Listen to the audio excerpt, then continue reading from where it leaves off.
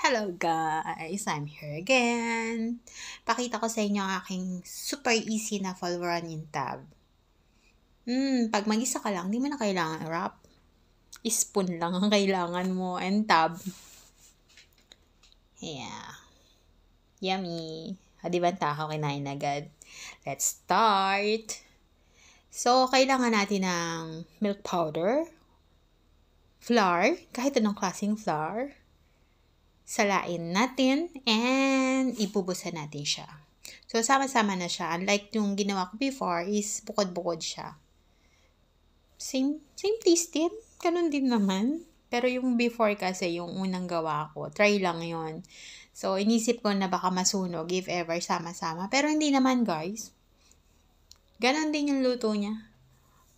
Kahit pag sama-samahin pa. So, wag nang pag-iwalayin. Pag samahin mo na siya and wag mo na siyang i-wrap kasi ang tagal mag-wrap.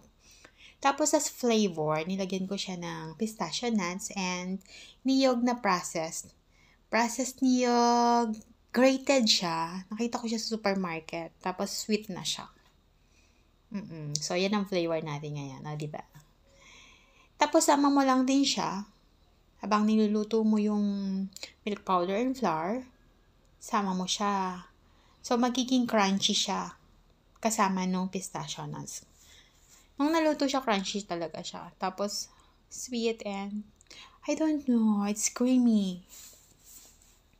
Alam mo yun, pag sinubo mo siya, nagme-melt siya sa mouth mo. So, creamy talaga yung lasa. And the same time, crunchy yung pistachio and niyog. Yummy. Hindi mo pagsisihan, promise. Pag OFW ka, especially na sa GCC countries ka, Middle East I mean, kailangan mo umisip ng paraan para magkaroon ng ibang lasa yung sa tang mo. Pasensya. Parang hindi tama yung Tagalog ko. So, ayan na. Luto na siya. So, before mo siyang hanguin, kailangan mo na siyang lagyan ng butter. So, yung butter, magbibigay yan ng ibang lasa, ng aroma. Tapos, lalo, pag-caramelize na siya. Palalamigin mo. Pag malamig na siya, lalagay mo na ang sugar. Laging ang ratio ko is 1:1. 1:1, I mean. Ayan. Mix mo lang siya. Hintayin mo mag-mix talaga ng mabuti. Saka pwede mo nalagay sa tab.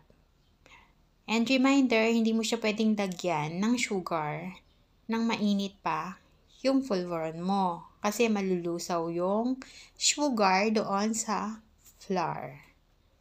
Ayan, ready na siya. Diba, spoon lang ang kailangan mo.